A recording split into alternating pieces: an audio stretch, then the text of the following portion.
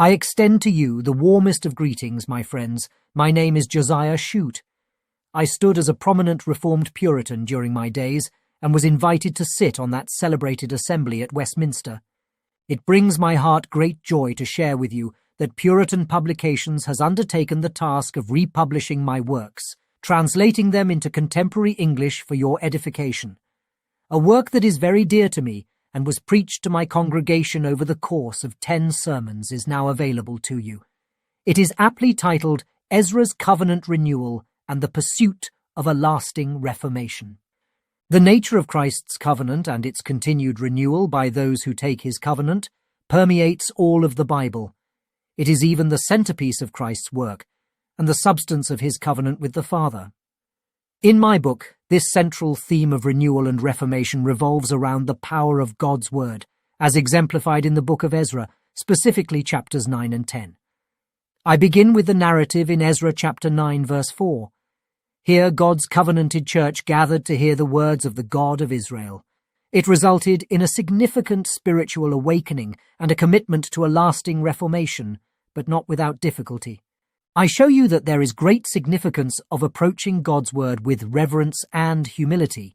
The assembly during Ezra's time serves as evidence of the spiritual power that emerges from respect for the divine word. This leads to a collective acknowledgement of sins, repentance, and a pathway to redemption. I show you that Scripture embodies the divine will and possesses the authority to penetrate even the most obstinate hearts if the Spirit is working. I particularly explore 2 facets of reverence for God's Word: initial contrition and action imbued with the Spirit towards a lasting reformation. Christians are encouraged and directed to ground themselves in the teachings of Scripture to remain steadfast in the face of sin. Both digital and printed editions of this labor of love are now available at Puritan Publications. If you desire godly reform in your life, in your family, and in your church, I invite you to procure a copy from their website. Our world, because of the fall, is filled with sin and moral depravity, and this is especially frightful to me as I look at your day and age. Your world is falling into a deeper and deeper moral turpitude, and your churches are doing almost nothing to promote godly reformation and holiness of life. I fear our Lord and Saviour is saddened at such disrespect that his professing people have to his divine word, much like those Ezra confronted in his day. My work, I believe, will be a great help to you as a symbol of Christian hope in Jesus Christ. Embracing and deeply respecting Christ's word will create personal and public change by the Spirit.